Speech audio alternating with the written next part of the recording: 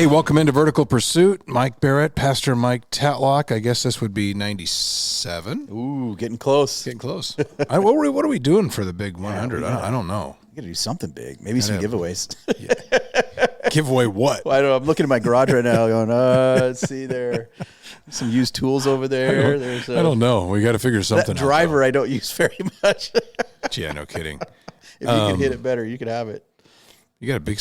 Are those like old Bibles? Oh, you know what? That's interesting. It's so funny you bring that up. I just saw those. We're in my garage. It was kind of like this big studio man cave, but on the pool table, there is a stack of Bibles, and it's funny. I didn't even think about this. I'm just putting them right there. My son, Jaden, about a month ago, he was asking me to get a new study. He wants a study Bible. And so and I love my son. He loves to research things. He's just really into like history and research. And so he wants a study Bible. And he said, "Hey, Dad, I want one that is closer to kind of more the original language, but still very readable."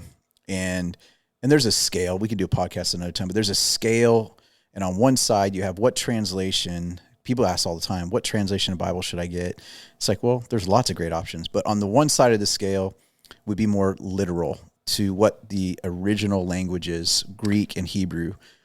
That's what my son, so somebody just, and I don't want to interrupt you. No, great. My son is Jack thinking about that too? Well, somebody at work, one of his guys at work gave him an 1875 small Bible. No way. And he was kind of flipping through it, and he goes, "Dad, what is this translation?"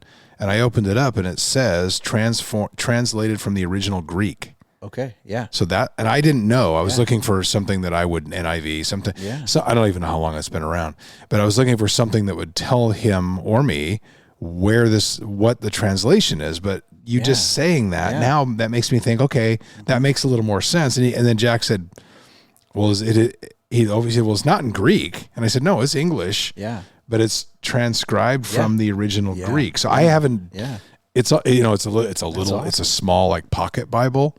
Wow. But from the 1800s. Yeah. Whoa. It looks like, that's why I looked over at yours and thought it was on my mind because it's laying on our island at home. And that's funny. If you go to our living room right now, there's a Bible in there that's my son's Bible. He got it from my wife for Christmas last year, and she found it. She tracked it down. It's a bigger one. It's not, but it's 1880, somewhere around there. Huh. It's a really cool, it's seen some life, but it's a really cool old Bible.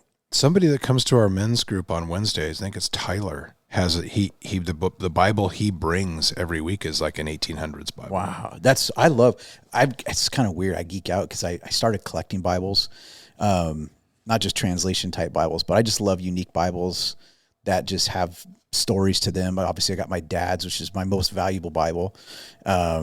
And then when we got married 30 years ago, my wife bought me my first study Bible, which is a NASB study Bible, which is sitting underneath your chair. And that Bible has a tremendous value to me, not just because it's the Bible, Word of God, but her note she wrote in there was to me on our wedding day. Oh, wow. Yeah. So like my dad's Bible, and then I guess you can call it my wife's Bible. It was her gift to me. Those are my two most cherished Bibles I have. Obviously, God's Word is bigger than that, but the stories attached to some of these Bibles are really powerful. But those ones right there. So my son was asking me, "Hey, Dad, what?" And so like I was saying, on one side of the scale is like the most literal you can get, and there's what they even call some Greek Hebrew study Bibles that are literally you're reading the Hebrew words, and then you're reading the English or the Greek word and the English, whatever. And then you go to the other side of the spectrum to more, I wouldn't call them translations, but more paraphrase, like the Message, which those are great tools for devotions too. And then you kind of everything in between. So right there is a stack of, I have a stack. Those look really old. Those are actually all new. Really? Those are all new. Oh, they look like every vintage. single one of those is new or newer. Okay. There's one in there I picked up at Powell's bookstore.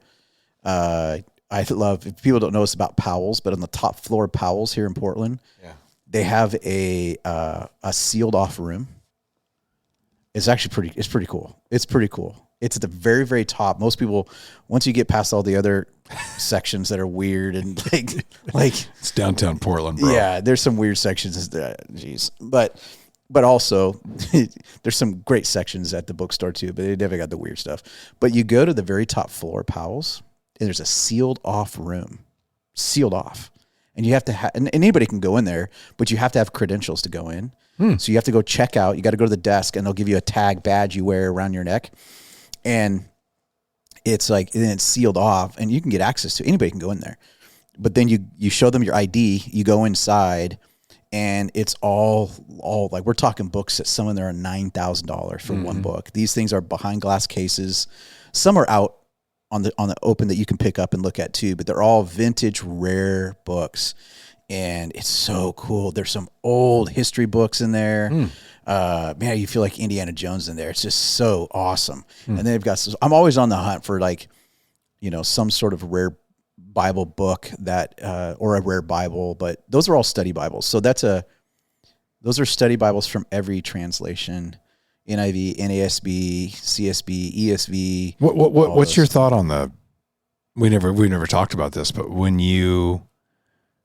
your thought on translations? And some people will, I know you're big into history and have even taught, courses at Bible college. And I've heard people say to me, like, there's some guys in our group that will only read out of King James. And then there's some guys that, some people will tell you that there's danger in different translations, and it's not, because honestly, and I do this even when I'm sitting at church listening to one of your sermons. Sometimes I'll read something, and if it really grabs me, I want to read it in 4 or 5 different translations, absolutely, because you pick up different things. Yes. So with that's great. Is there any fear that one translation to the next were not get? And this is where people would say, people who are trying to poke holes in Christianity, they look at it and go, well, look, I mean, this is how a rumor gets. This is legend. Yeah. This isn't because they took the original. But you've done enough work on this and are wise enough with this stuff. Is there a translation we should be in, or does it really matter? Yeah, I mean, I would say it's a great question. I get asked that question a lot, actually, which I think is a really good question, is what's the best translation? I think once you establish, there are some translations that I think are better, but are still in the realm of not heretical or full of errors or anything like that, because there are... I'll just an example. Here's an example. So Jehovah's Witnesses, which that's part of your story, and I mean, you've had dad's family, side of his family, your dad's side of the family, but they have what they use is called the New World Translation. So the New World Translation. So if I was at, say, a bookstore and I saw a New World Translation, that's Jehovah's Witness, and the lack of scholarship. I'll just say lack of scholarship. By the founders of Jehovah's Witnesses, Charles Taze Rutter, Judge Rutherford. Those were the founders of Jehovah's Witnesses. When they did their translation, they weren't Greek students. They weren't academically trained in understanding the language. So they kind of just made their own translation, and so it's not accurate. It's very misleading. But if someone's just like looking through a bookstore and you're like, oh, New World Translation, where does this fit? Is this like the NIV? You wouldn't know. And so when I say translations, I don't want to make an open blanket statement and say any Bible or something you see that's set the word translation. There's like the Book of Mormon, obviously, and the Mormon Bible and those sort of things. You're like, oh, I got a Mormon Bible. I'm like, well, hold on a second. So I would say, though, historically, the best translations I recommend are, if you want something that's a little bit more closer to the original translations from the Greek and Hebrew, that's still very readable. Like, I'm not going to sit here and go, wait, what? I don't understand what I'm reading. Yeah. I would say NASB. NASB stands for New American Standard Bible. It is very readable, but it's also what's considered probably the closest translation from the original languages that scholars looked at and carried over. The King James, I'm not a big King James fan, although I grew up with it. My dad's Bible was a King James, so I respect it. I grew up with it. A lot of verses I've memorized in King James, but you have some people who are like, King James only. I'm like, oh, they don't really know history very well. And there was, even before the King James that people have, there was prior King James versions, like the 1611. And then you go to the Geneva Bible. There was translations out even before the King James. And they did the best they can with what they had at the time. That's probably being gracious, but the King James is still great. It's still good. God's used that. It's just not very readable today. It's Old English. There's potential questions on a few of the passages, but I recommend the NASB for accuracy, authenticity, closest to the translations, but readable. The ESV is a great one as well too. Certainly NIV is kind of right in the middle. The NIV, Yeah. I use that one a lot because I feel like for people, it's very readable. And it's not on the spectrum on like closest to the original languages, but it's very credible, of course. For the most part, it's readable and so forth. The one I really like too is the CSB, Christian Standard Bible. I think that one is newer. It's come out in the early 2000s. And it's really, really good one. The CSB I'm a big fan of that one. It's closer to the side of original translations, not as far as NASB, not as far as ESV, but it's also very readable. So I'm a big fan of CSB. And anybody who likes to read the New Living Translation, that's moving on the other side of the NIV more towards getting closer to kind of more the paraphrases, but those are all good. I think it just depends on where you're at and your walk with the Lord. And if you're starting off, find one that's readable that you can read and understand. So NIV is great for that. NLT can be good for that. CSB is probably where I would encourage most people to go if they're like a new believer. And then, yeah. So I was looking this up as we were talking. What's the medieval Masoretic text? Masoretic text. Masoretic text. Yeah. Because I was reading that one thing I was listening to a guy talk about the founding of the Dead Sea Scrolls when they found them in 1947 through 56, which the most amazing thing that they say that the most word for word identical book from the Dead Sea Scrolls to the MT version was Isaiah. Yeah.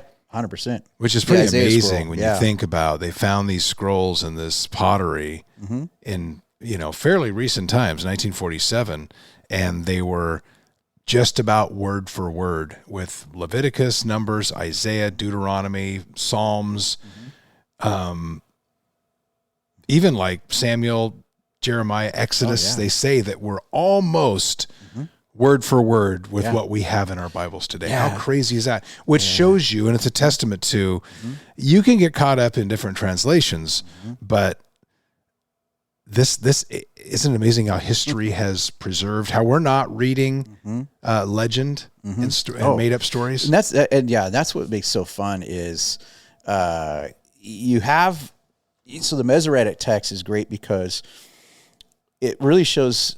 And the Masoretic text is used. Oftentimes, translators will use that in conjunction with. Is that truly seen King as James and NS? What's that? Is that truly seen as the original kind of? Well, yeah. I mean, it's definitely what it shows is the credibility of how the Jewish scribes had integrity with translating the Bible over time, and because, for instance, the Dead Sea Scrolls is. I've stood outside where the caves were, where they were discovered. Yeah. Oh, cool. It's out in the Dead Sea. When you're going from Jerusalem towards the Dead Sea, there's these caves out there. It's very deserty like. And there were these scribes that lived out there, and they kind of just, all they did was translate, scriptures, the Hebrew text, Old Testament. And so how do you know, right, over time, the integrity from when you have Isaiah, the words that Isaiah penned himself, right? They say it's 96% accurate. Yes. Well, then you even see word Jesus. For word, Jesus showed up in the temple and quoted from Isaiah. Right. So Jesus had a copy of the original Isaiah. So, and then you fast forward to today and you go, well, how do we know, it's the telephone game? There wasn't a bunch of errors, right? So when they went and found, there were basically, as the story goes, there was a shepherd boy who was cruising around those caves, and he was throwing a rock, and he saw a cave, and he tosses a rock into one of the caves, and he hears this pottery break, and he's like, what's in there? And he discovers these ancient these pots, and inside were scrolls. And the Isaiah scroll is probably one of the most profound ones, because they took the Isaiah scroll. They actually have that today. I have seen it. I have stood over it. Wow. It's fascinating.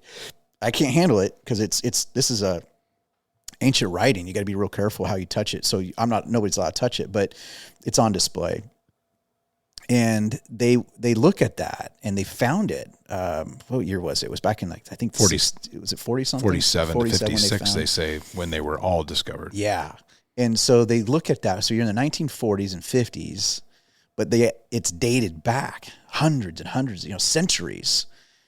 And they took what was passed down and then compared it, and they're like, oh my gosh.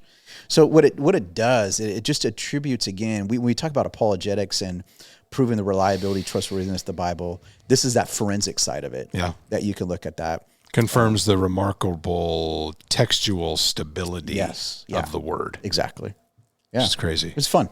It's very fun. Yeah. Anyway, sorry. That was 15 minutes of just I glanced over and saw a stack of Bibles. This would be a fun podcast, though, on Bibles and how do we know what we got. And I love that stuff, and I would love to go over there, and I know that you've been there and seen a lot of these places, and to see the cave where the Dead Sea Scrolls were discovered, and then my head goes to, you can't, to imagine the time it took to sit up there. Okay, there's two parts to this. The time it took to sit there and transcribe and write this longhand on these scrolls and then put them in part. And then why'd you just leave them there? Yeah.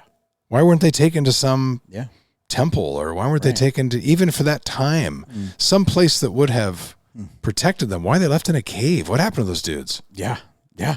I don't know. I mean, a lot of them were, so a lot of that happened with. Were they in hiding? They were for some of it. And you also had some of this ties into what happened with 70 AD with Jerusalem and the Romans.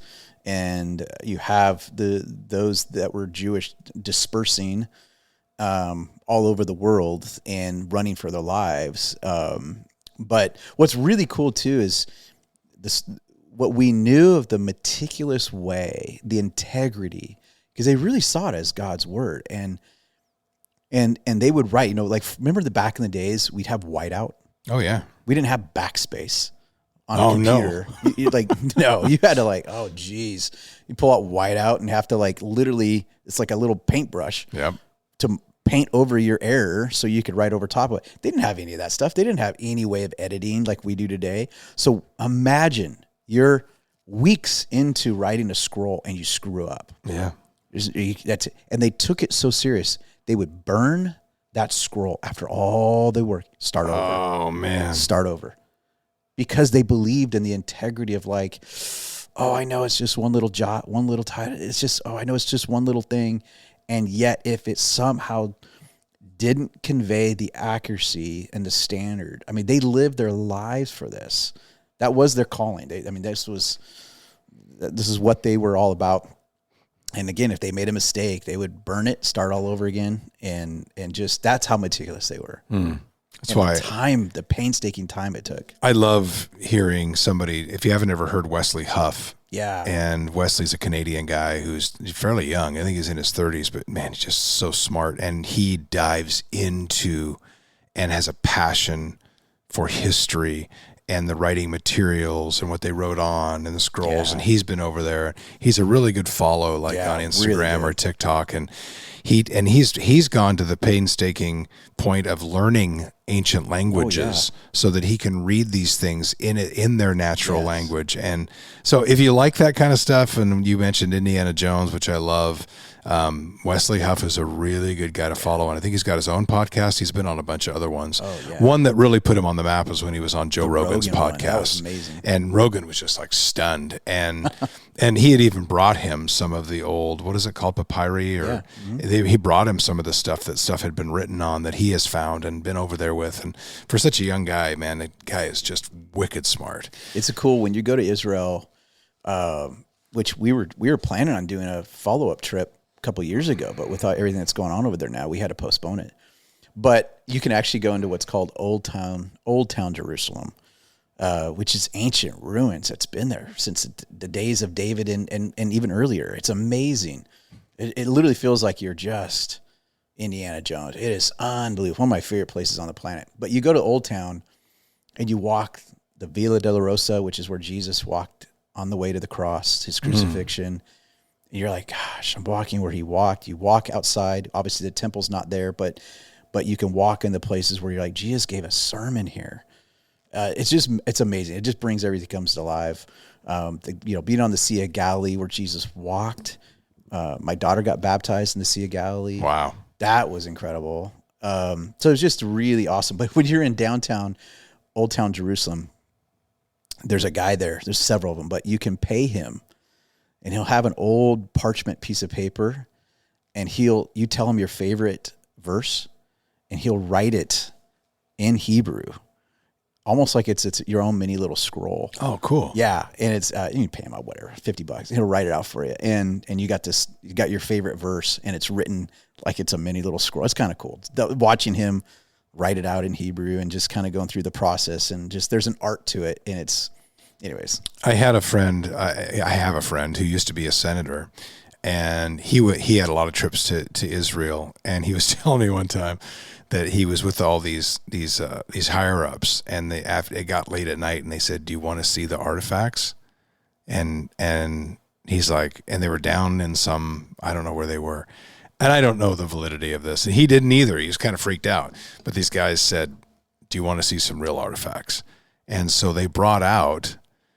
I'm trying to remember this. There's a bunch of things, but the two I remember is they had a piece of bone, and they said it was a piece of the skull of John the Baptist, and they let him hold it. And then they had a hand, like a forearm and hand and fingers, and they presented in this box, and he can view it, and it was Mary Magdalene's hand. They said, geez. and I don't know again, who knows? but he was like, he was like creeped out. He said it was late at night. They'd had some wine, and he goes, I don't know what I'm into here, but it was very interesting. But I love the artifacts and the historical stuff, and just I can't imagine going over there and going to the Mount of Olives, or just some of these places. It's insane. One of the favorite. We're totally just going on a tangent here, but one of them is called Hezekiah's Tunnel, and Hezekiah built this tunnel, and it's there to this day, and it was basically a secret escape tunnel,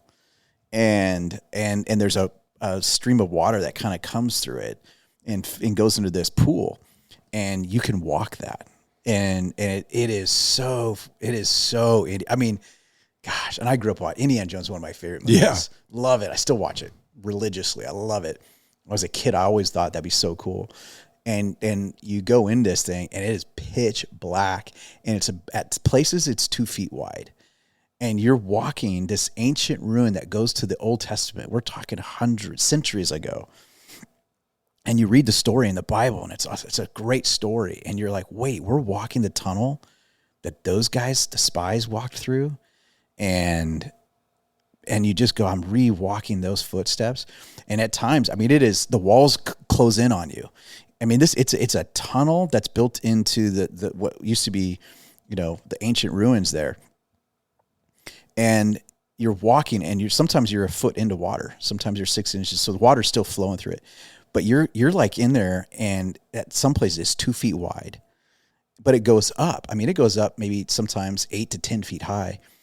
And so you're walking through this thing, and you're in there with like 10 other people, your team, your group, and it's just pitch black. All you have is whatever flashlight you bring. But you're walking through this thing, and I just imagine it looks like a scene out of Indiana Jones. It is unbelievable. Speaking of that, what was the video you sent me from over there of like the gates of hell and the snake coming out of the wall? Oh, what was that? Yeah. Place? Oh my gosh, that was epic. You have on video this nasty looking snake that comes out of this. So I was like, thank you, Lord. Terrible. That was it was terrifying. It was so creepy. No, people have heard the story. It's probably one of the most powerful stories in the Bible, where Jesus asks the disciples, who do you say I am? And Peter says, you are the Christ. And Jesus says, yes, you are. And on that, I'm going to build my church. The gates of hell. Jesus says, the gates of hell will not prevail. I'm going to build my church. Gates of hell will not prevail. And you're like, okay, what was he talking about? Well, the actual location where Jesus said that was in a town called Caesarea Philippi, north of Jerusalem. And you walk this path. It's very exotic, and you come back there, and then there's this cliff. And you can look it up right now. Just Google it. You can look at the image. And to this day, the side of this cliff is carvings where they've made shrines, and there's a big, what looks like a door gateway. It's massive. And at that time in Caesarea Philippi, they were very pagan. I mean, it was a wicked, wicked city. And they believed that that gate was the gate to hell. And they believed that if you put these shrines around this big gate, it looks like a big cave entrance, and they put these shrines, it's there to this day. And they would worship these demons because they believed that if they would appease them, it would keep all the evil spirits on the other side of the gate of hell. So Jesus was standing there when he said, I'm going to build my church. And when he says gates of hell, they were all looking right next to him going, oh, this is a real thing that they believed in that community. And it's not a gate, right? It's just a carving in a rock wall. Yeah, it looks like a big dome type opening cave entrance, and it's on the side of a cliff. And they believe, not that Jesus and the disciples, but in that community, their pagan belief was that was the gateway of hell. So people have heard of Pan, the god Pan. They would worship Pan there, and they believed that if they appeased these deities, these demons, it would keep them at bay, and they wouldn't come through. So they believed that side of that cliff gateway was the portal of hell. So it was Jesus's way of saying, I'm going to build my church, and these cats around here that think that's hell, they ain't going to stop what I'm doing. And I was like, whoa, he just dropped the mic. Oh, so when you're there and you realize the cultural context and the historical context, that was a huge mic drop. He's like, these people think all the demons are there, and they're trying to keep them back. I'm going to build my church, and it's going to be unstoppable. It just brings it to life, and I love just that kind of stuff. It's epic. I can go on and on about that kind of stuff. I was, I'm not trying to transition too quickly, although this was just kind of off the cuff, but there's a lot of, I was looking this up the other day, speaking of old stories and confirming stories from the Bible, and there's some heavy stuff going on right now with a lot of people. And it seems like maybe because my wife and I are in tune and know a lot of people and are always kind of have our ear to the ground on what people are going through. Mm-hmm. But am I often saying that, or are you sensing a certain amount of, I don't know if I want to say tragedy, but heaviness, and maybe this time isn't unlike any other, but are you feeling that at all right now? Just in general, kind of malaise of right. like, yeah. Oh, absolutely. And I don't mean despair. I just mean tragedy and heavy stuff, even with people. And maybe it's just our circle, and maybe it's just right now, but it just feels like there's some serious things with a lot of people, both health-wise, business-wise, every other. There's just some, seems like, and I had a friend tell me that the other day who's involved in a lawsuit. Yeah. And then another friend has something else that's very unjust, which involves that kind of world. And then another friend of mine said he was just in court for something and sued. And then another friend, and the friend said to me on the phone, he was giving me an update this week, and he goes, why is everybody we know right now involved in something like this? Yeah, exactly. And so I just didn't know if that's just my circle, and it's a big circle, but if it's just my circle, or if you're seeing this right now, and what the heck's going on? No, it's definitely, and I think I used to think, because I'm a pastor or a chaplain, that you are prone to just hear. Yeah, right. You hear all that stuff. And so then you just it kind of feels like, is everybody going through this, or is this just my world? If you work in oncology, you're like, does everybody have cancer? Right. Right. You just kind of go, no, but that's your world, so you're going to see more of it. But I actually think that's not it. I can sort that out, is what I'm trying to say. I can recognize what has probably been normal versus does there seem to be a shared intensity of people's stories? And it seems that has definitely kicked up a lot. And especially with guys and people I know who are making tremendous strides in their faith. Absolutely. That's the part that's... So here's what, this is just me. Here's what I think. And this is just Mike Tallock. This is like, I'm not hearing from the Lord on this. Maybe to some extent I am. So I'm trying to say that, yes, I'm hearing I think the Lord's given me discernment, but also I'm a man. And so take it for what it's worth. I think we're living in days where it is clearly evident that God is on the move. Clearly evident. We just did a podcast on some of that. Watching the gospel is spread. There seems to be this incredible outpouring of God's Spirit moving. There's a hunger and thirst. There's statistics coming out now, even proving this, that there's a return, especially amongst the young, a return coming back to church, and not just coming back to church, but coming back to faith and open and seeking. And I think we're seeing that all around the world. And also we live in a world where there's a spiritual battle. Yeah. And I think because there's an intensity of increase that God is doing, Satan is also working full force as well. So that's why I would say both and. I am literally seeing both a move of God, and I'm also seeing the enemy trying to thwart and discourage. And so I feel like the battle is becoming, the battle lines are becoming more and more clear.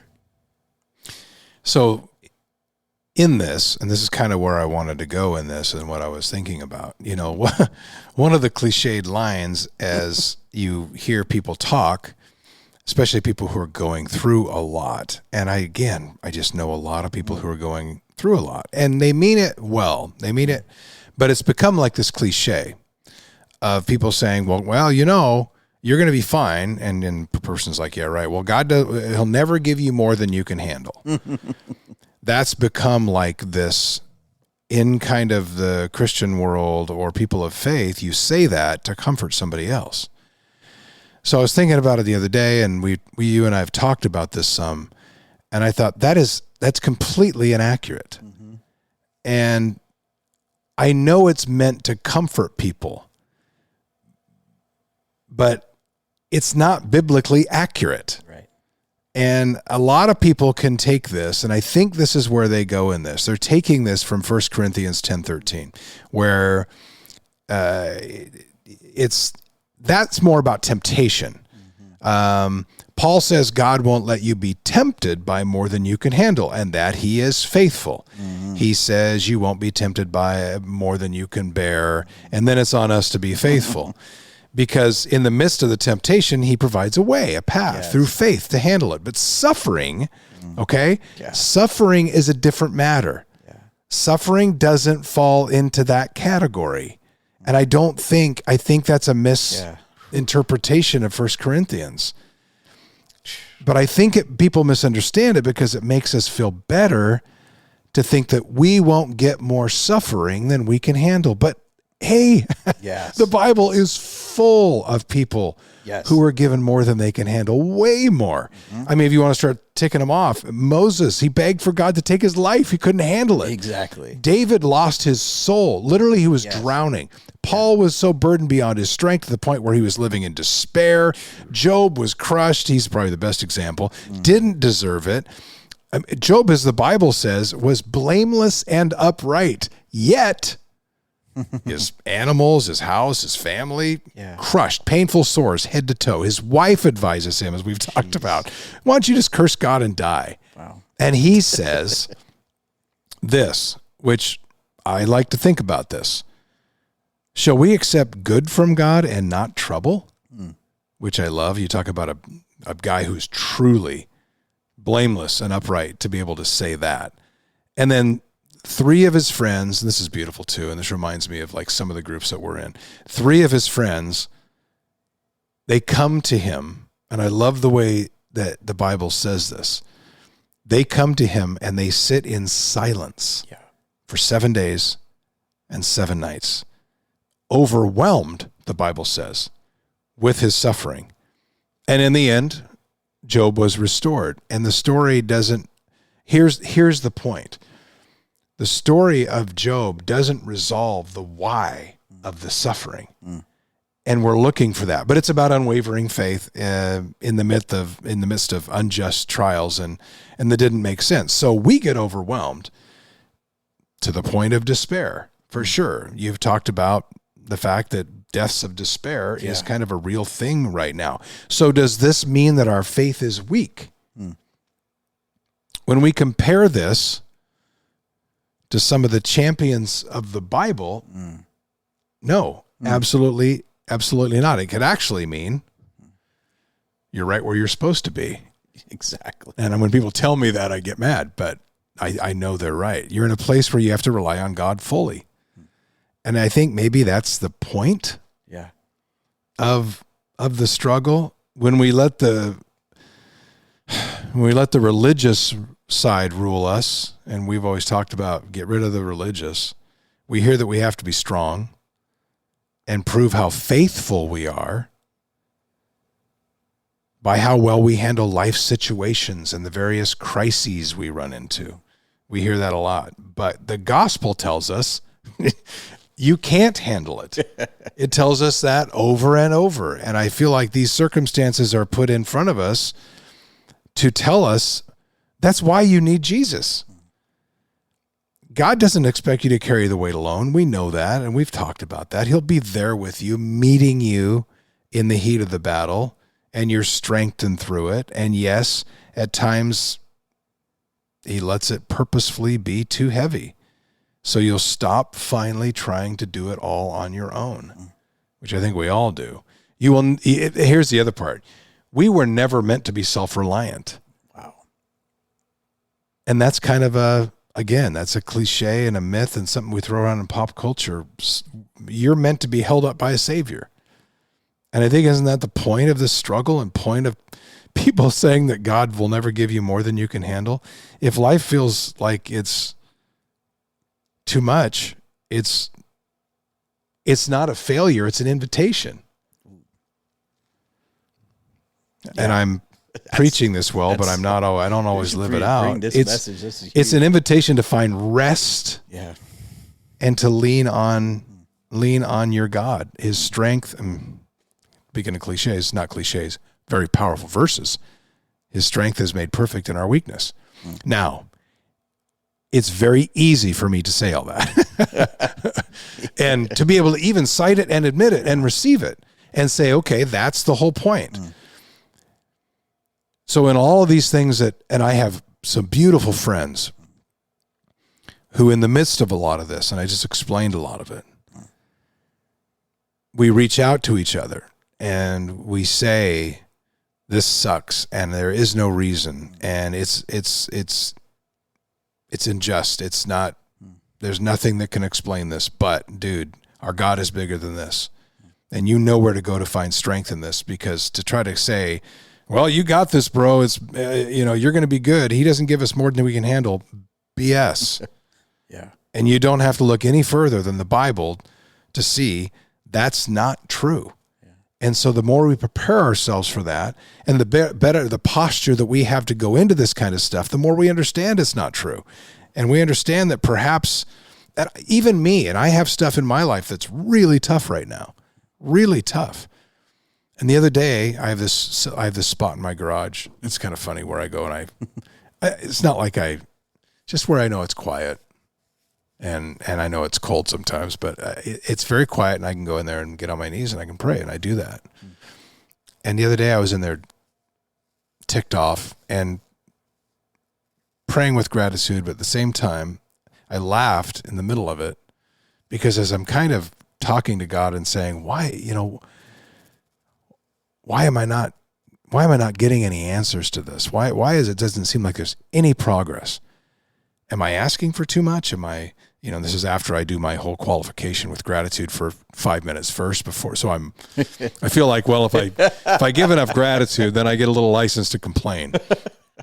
And as I'm saying all that, and I don't know, Mike, I hear you say at times, I'm envious of people who say the Lord gave me a thought. I think maybe, I don't know. I'm not discerning enough. I don't feel like to know if that was it. But I had this point where I chuckled in the midst of this prayer, and I thought to myself, maybe him telling me this, maybe me just realizing this. Would I be sitting there in my garage on my knees on this stupid little rug if I wasn't going through this stuff? And isn't that exactly where he wants me? And if I'm so dense at that point, at other points where I'm not realizing that, Could he be allowing this to happen to get me in exactly that posture that I wouldn't have gotten into on my own? And I certainly wouldn't have gotten into that posture had things been going along swimmingly. Yeah. You know what? And I wish I would. I'd like to say, yes, I would be in that position. If I had won the lottery the night before, I'd be in that same spot, crying out to the Lord to help me. No, I wouldn't. No, I wouldn't have. That's for sure. So isn't that part of the reason I'm in that spot? Isn't that part of the reason why he's giving me more than I can handle? Yeah. That's keep going. I need the pastor to step up. I'm just a chump. I think this is probably one of the biggest struggles we all battle with. Where's God? Where are you, God? And what are you doing? And it's okay to ask those questions. What are you doing? Why? And who are you in this? Who am I in this? All those questions come, and you've nailed it so well. I think that, and you look at the world right now, just to add on to that, the persecution that's happening around the world right now, Nigeria. We have a guy who's one of the development coaches for the Blazers from Nigeria. He comes to all the chapels, comes to Grace Chapel.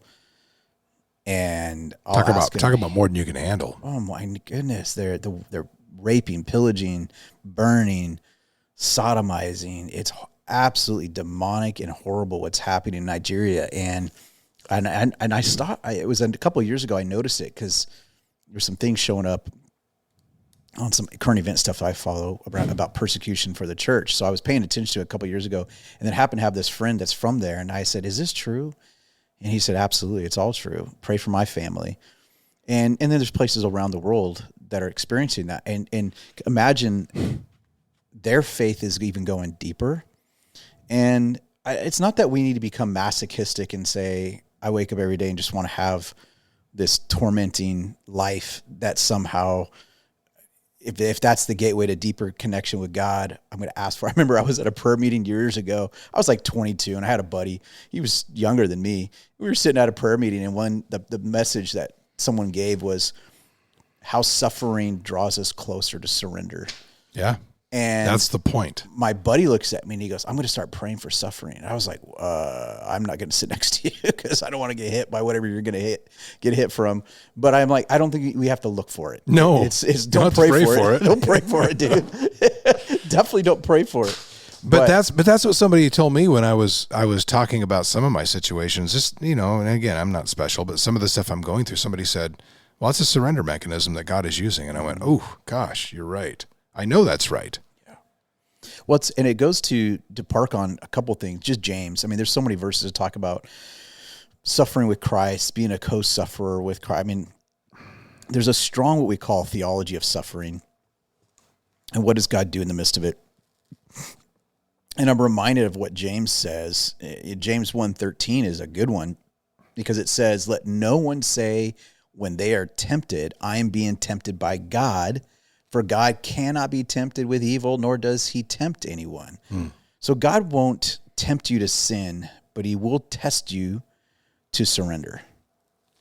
And he will allow the testing to happen because God can intervene anytime. He totally can.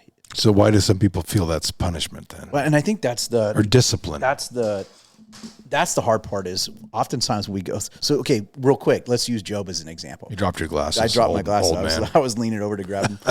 You take Job for example, which you brought up Job. Because he's the best example. He is. And I think that's why we have the Job story, because it's meant to be God saying, hey, just so you know, let me tell you what's really going on in your trials. And Job, as we're told, was a righteous guy. So that's good. Yeah. Because blameless and upright. Yeah. If he was a loser, we'd be like, oh, God's punishing him. Blameless. Yes. Blameless. Like he's a specimen of what we should all be like. And Satan comes and says, God, he's only worshiping you because he's got a blessed life. He's got it going on. He's got it going on. So he doesn't have a real faith. And so Satan concocts this idea of tormenting him to prove that Job's only going to believe you. God has faith in you because his circumstances are good. God's like, okay, at the expense of my boy, Who I will restore. Who I will restore. I'm going to prove Satan. I'm going to prove you wrong. He's going to also prove you wrong. And so he just gets hit. Bam, bam, hits the fan. You know, his wife even, curse God and die. This is great moral support. Thanks, sweetheart. Yeah, awesome. Can I have some chicken noodle soup with that? And you fast forward to the very end of the story. And I love, there's a paraphrase out there that says it well. Basically, Job comes to this place where he says, God, I knew of you and your faithfulness because of what others said, because they went through hard times and saw your faithfulness. But Job says, I know you're faithful because I've seen it firsthand. So he has a firsthand faith, not a recycled or secondhand faith. He knows God's faithful because sometimes the only way you know experientially the faithfulness of God is when you go through the trials and when you go through the hard times. And as you walk through those things and God says, and that's why we say, God, can he deliver us from trials? Absolutely. But sometimes he says, I'm not going to deliver you from it. I'm going to walk with you through it. And as you walk with him through it, as even Paul said, he said, Lord, please take this thorn of the flesh away. Take it away, God. Please take it away. Prays 3 times. He prayed more than that, but 3 times was kind of the idea of redundant, like, okay, God, I've been persistently praying, take this thorn in the flesh, take this thing that's tormenting away. And God doesn't answer that way. God doesn't deliver him from it, but God does deliver him through it in the sense that Paul says that I know your power and your strength in my weakness. Therefore, I will boast and brag all the more of my weaknesses because it's in my weakness. It's in the trials. I taste that you're good. I taste of your power. I taste of your faithfulness. And so 2 things happen through the trials. We experience a deeper exhibit an experience of God's faithfulness, and also the testing, the trial refines me and helps me become more like Christ. How do I know that? James chapter 1, count it all joy, which does not make sense. No. When you go through trials of various kinds. If you stop right there, you'd say absurd. That's nonsense. You read a few verses later, a few lines later, and it says, then you'll be lacking nothing, implying you will have more of Christ shaped in you through that. And that is what God's interested in, both his faithfulness becoming tangible that we experience like Job, and our own refinement like going through the fire. The purity of the good of his life in us is refined, and the other stuff gets burned off. We become more polished, more perfected, like gold being refined to the fire. So God always has a purpose in our pain. He's not punishing us. He's purifying us. That's a big distinction. One draws me closer to him. The other makes me feel shame, as if somehow God is doing something towards me. Now, we also know some of our trials are just consequences, self-inflicted. We made bad decisions. There's consequences. That's okay. But even God will use those things. There's a verse, too, I think is really fascinating that people don't understand, where it says all things work for God's good of the ones he loves. God works all things for his good to the ones he loves. And people go, like my dad, your dad. I'm like, there's no good in that. Yeah. There's no good in that. How can you say through these trials, somebody with cancer, someone being betrayed in infidelity, a child that is killed in a car accident, you're telling me God's good? He's working all things for the good? There's no good in that. That verse, I think, is misused sometimes. To me, I back it up and I go, what's your definition of good? If your definition of good is I live a comfortable life with no trials and nothing, if that's my definition of good, that life is peachy and there's no struggles and God's supposed to somehow make that kind of good life for me, it's the wrong definition of good. Now my expectations, when things don't go according to my good, now I go, God's not faithful, God is punishing me. Those are the other explanations. But if you define good as the greatest good is actually me becoming like Christ, that's the good he's after. Not my comfort actually could get in the way. For sure.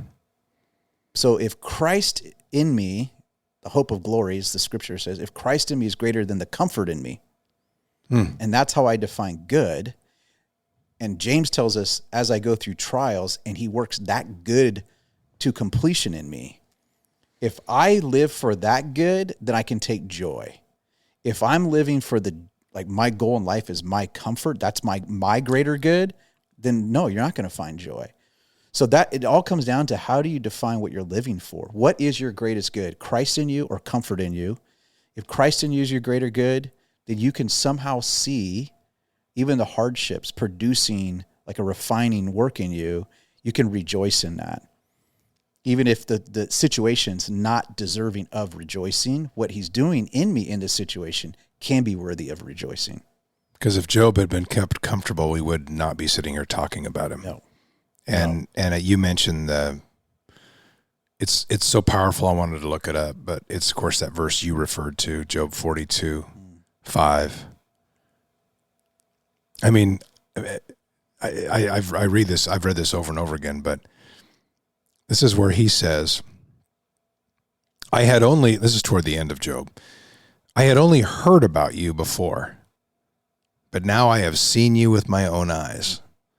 I take back everything I said, and I sit in dust and ashes to show my repentance. Yeah.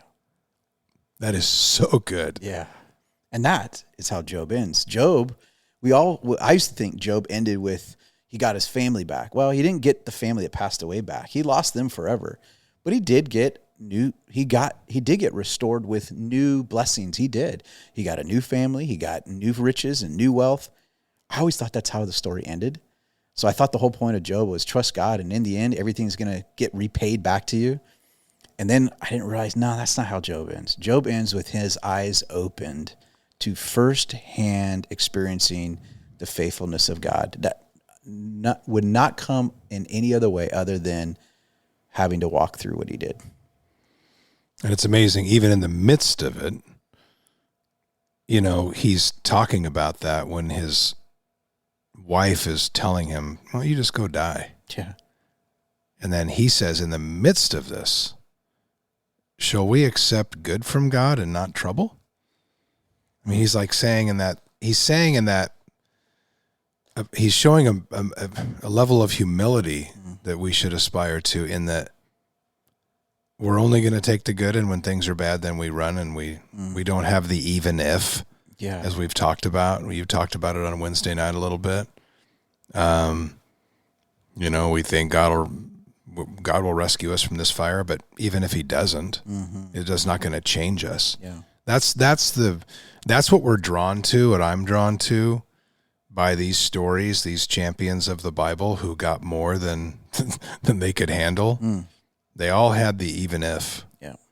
And I know there's this popular song called Even If, and I didn't really understand. I used to hear the song all the time, but until you dive into the stories where even if is put to the test, it doesn't make that much sense until you really see the people that had to walk out even if. And there's lots of times, I talked about silly things I do in my prayer life that recenter me.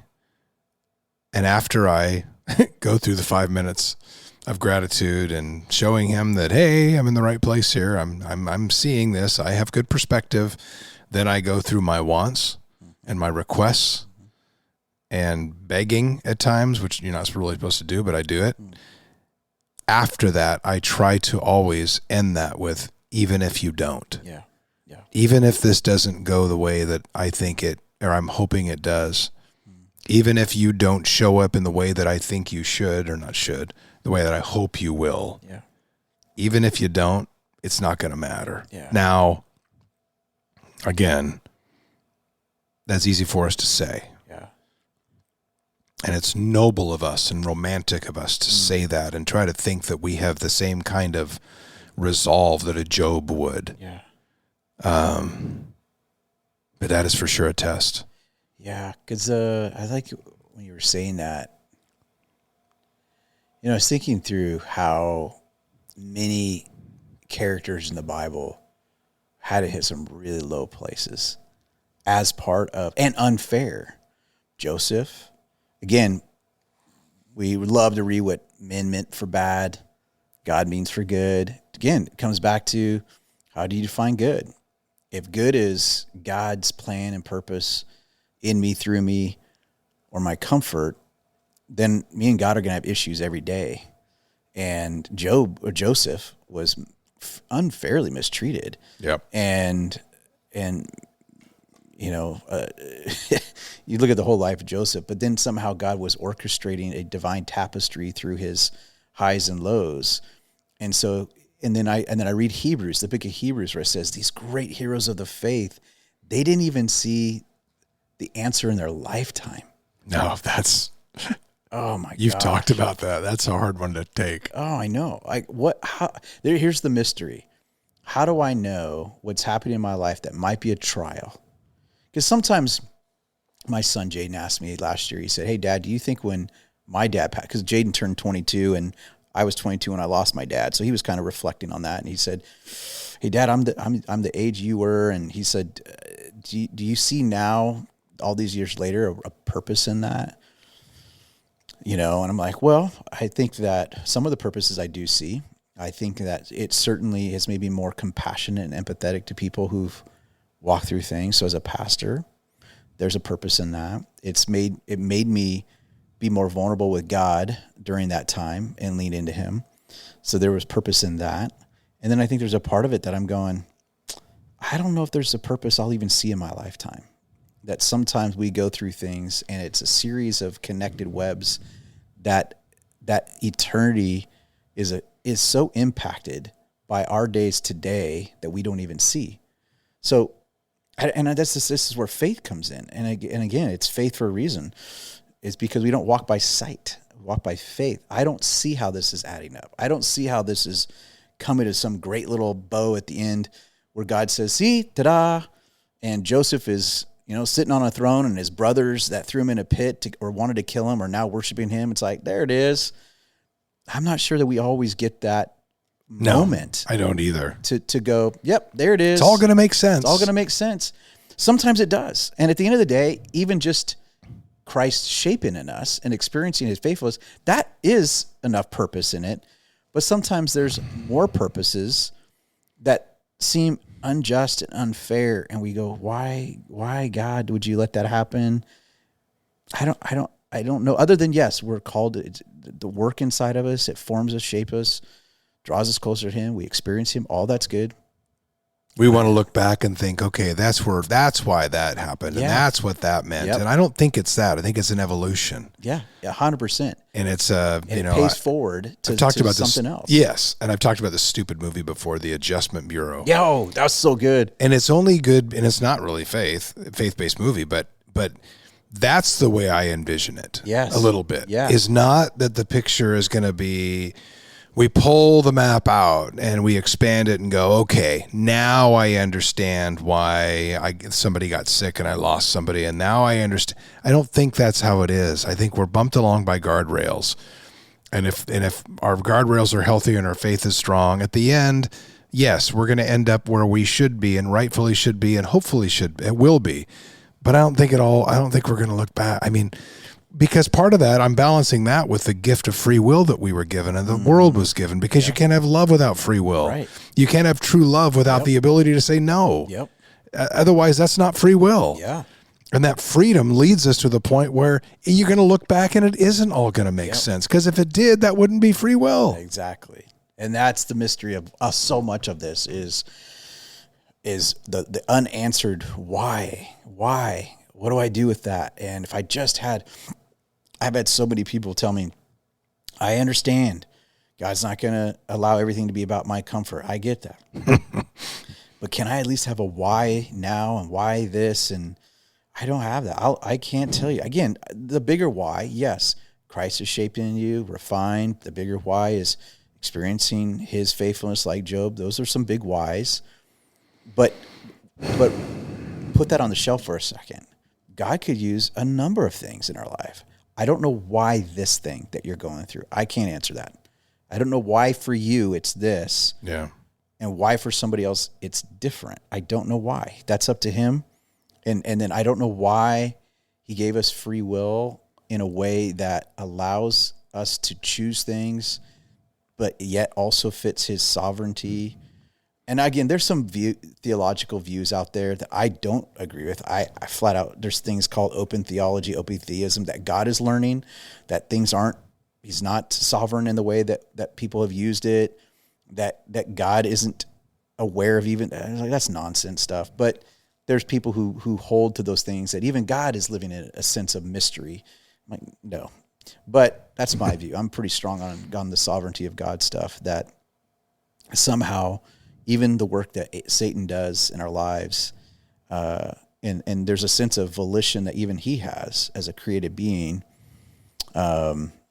He can't be redeemed the way that humans are. Angels can't be saved. But in terms of he made a choice, and his choice was to rebel against God in heaven. So there was volition there.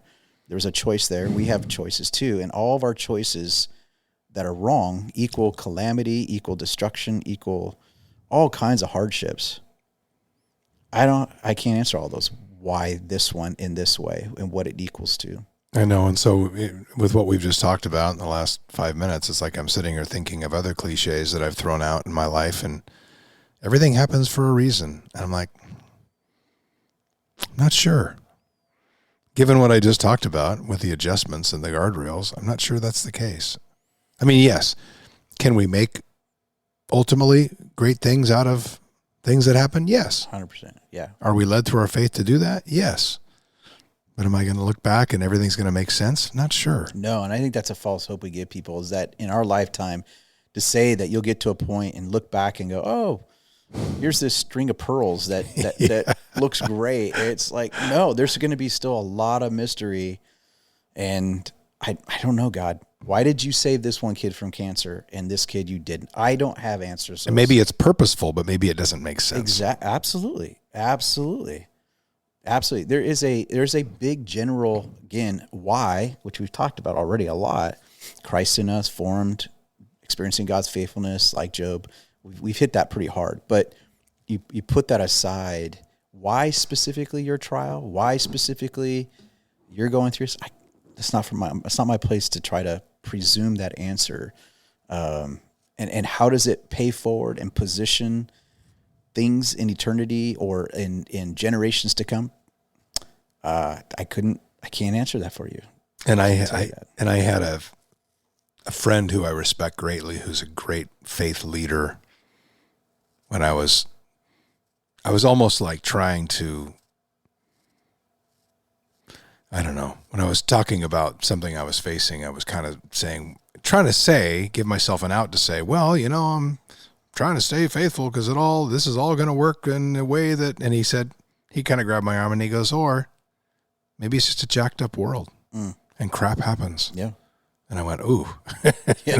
Well, and that stuck with me because I'm like, I don't like that, but I kind of think he's right on that. Not on everything, but totally. I'm just saying it gave me a perspective where I went, maybe I should stop trying to glue all these pieces together to have them make sense in some blueprint that was perfect from start to finish. I don't know if I believe that. No. And maybe an encouragement as we get towards the end is when you opened up with the idea of testing. One of the biggest tests, there was a lot of them, so many people being tested, but one of the biggest tests was Abraham, and it was a test. It was a test. And what I love about it that's super encouraging was that Abraham was a guy that God came and said, hey, take your boy. Oh. And it says, the son in whom you love, Isaac. First time the word love is ever used in the Bible is right there. And so God comes to Abraham and says, take your son in whom you love. Not the troublemaker, rebellious kid that the son you love. And go up and sacrifice him. Oof. And you just kind of go, whoa. And some people think that Isaac was probably a teenager at that time, most likely. And he's walking with them. Where are we going, Dad? And he's got the knife. They're walking to the altar. I mean, some would even say, I wonder if his faith was tested as much as Abraham's.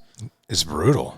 because he's like, my dad is going to, okay, where are we going here?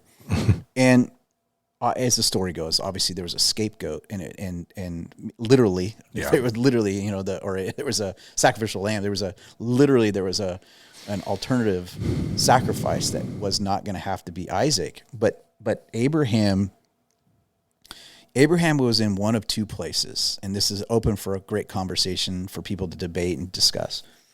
He gets to the altar, and it seems like he was pretty down the road in terms of like, this is going to happen. Was he knife in hand, slow motion, like a movie scene, coming down, and then all of a sudden here's something over in the thicket. Oh, wait, what's that? Or was it, whatever. But the point of it being, either Abraham was going, I'm going to have to carry this out. Makes no sense. God's asked me to kill my son. I'm going to do it and just trust that somehow, although I know doesn't seem right. Or was Abraham in a mindset to go, I'm going to go through with this, but I know somehow God's going to have something in the end, and I'm going to trust him for that. The whole point is this: whatever was going through his head, we do know as a fact, it was mentioned many times that Abraham was the only human mentioned as a friend of God. God called Abraham his friend. Now, Jesus called the disciples friends, but I'm talking about God referred to Abraham as his friend, the only other human being that God called his friend. And it said because he trusted God. He trusted God. And so somehow when we're tested, remember Al Egg? Al was the chaplain before me, kind of a legend and was a big part. And he would always, if somebody would ask him in the hallway, how you doing? Too blessed to be stressed? But he would always say, your test is your testimony. And I know it rhymes, but there's truth to that. There is truth to that when you're going through a trial, you're going through a testing, at the end of the day, it's the only test it's about is, will I trust God? That's really what it comes down to. The overarching theme of the whole Bible is Jesus, and secondly, trust him. I did a fun thing. I don't know. I should have brought it up. I shared it in chapel the other day. I looked up the top 5 most repeated statements in the whole Bible. Top 5 most repeated phrases in one form or another. Number 1. Can I guess? Yeah, guess them. What do you think they are? Top 5. I'll guess number 1. Yeah. Fear not. Fear not. Fear not was number 1. Yeah. Fear not was hands down. Don't be afraid. Fear not. Whatever versions, but number 1. Wow. And here's what I found. This blew my mind. I took the top 5. Fear not. And these are whatever order they are. Fear not was definitely number 1. I am the Lord. My word. Hear my word. And when you add all of them up, if you were to form a sentence, you could say it this way. God says over the whole Bible, fear not, I am the Lord. What I say will happen. That's if you take the top 5 statements, and you put them together into like an actual sentence, that's the flow. The number 1 message all through. I think repetitions is revelation. God wants us to know from the very beginning to the end, and that's why the theme of testing over, Israelites in the wilderness, even Jesus being tested. All these characters, Job and Joseph and Abraham and David, and I mean, it goes on and on. Trust God. Trust God. Which is why my favorite, I laugh sometimes when people ask like what your favorite verse is, and I've done this before, but the short verse that encapsulates all of what you just said to me is Psalm 46:10. Yeah. Be still and know that I am God. Yeah. It's a short one, but think about everything you just said. Mm-hmm. That is summarized in that one short verse. Yes. So the next time somebody comes up and says, well, God will never give you more than you can handle, don't punch them, even though you might want to, but perhaps just relay some of the stories that the heroes of the Bible went through, because we know this. He will.